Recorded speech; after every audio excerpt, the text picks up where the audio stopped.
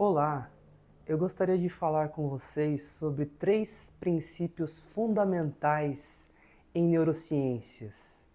O primeiro deles é em relação ao nosso cérebro, que não existe uma região específica do nosso cérebro que trabalha isoladamente. Não existe uma região que determina comportamento trabalhando isoladamente, ou um determinado sentimento ou uma emoção.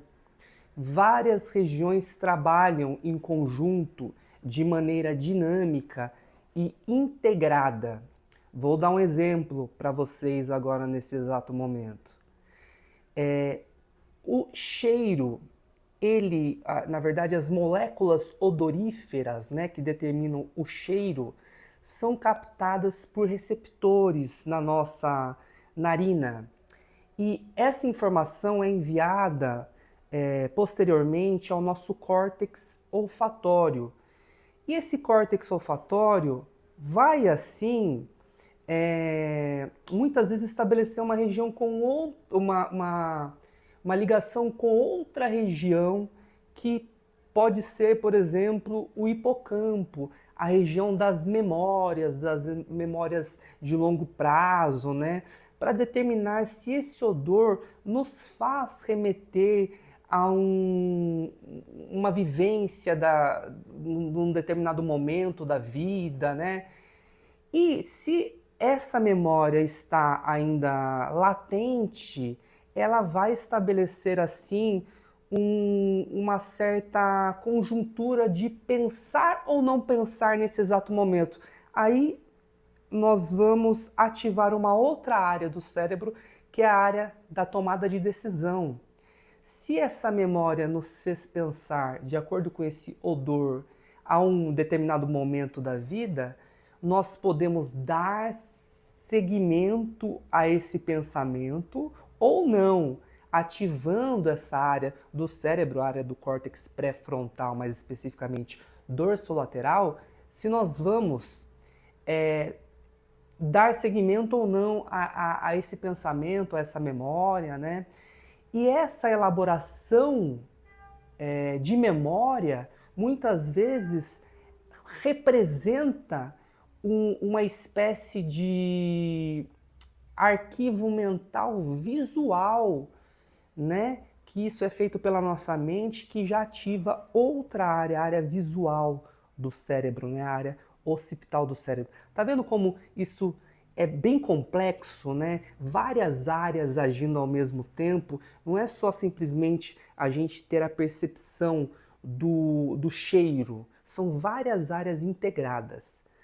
Segundo princípio fundamental em neurociência, que é o que eu chamo de processamento neuronal. A complexidade da informação que chega em um neurônio para ser processada é muito maior do que a complexidade da informação que é recepcionada. Vamos tentar entender isso. Quando um neurônio pré-sináptico, que é aquele que libera uma molécula de neurotransmissor, ele faz com que essa molécula chegue ao neurônio pós-sináptico através da ligação do neurotransmissor no receptor que está no neurônio pós-sináptico, existe uma certa complexidade de recepcionar essa molécula que chega do neurotransmissor. Mas a complexidade é maior ainda do neurônio que capta essa molécula para processar a informação. E isso exige um aparato funcional muito grande, metabólico dele, e muitas vezes ao ponto de repassar a informação a outros neurônios. Então, esse é o segundo princípio fundamental das neurociências, que a complexidade da informação que é processada é muito maior do que aquela que é recepcionada. Terceiro princípio fundamental em neurociências.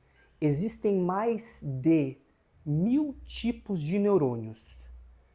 Isso analisando morfologicamente, em termos de formas, de funções, de ações eletroquímicas, ou seja, de metabolismo, de genética, muitos e muitos tipos. Os neurônios são as células mais diversas do nosso organismo. Nenhum sistema orgânico tem mais tipos celulares do que o cérebro, que são os neurônios.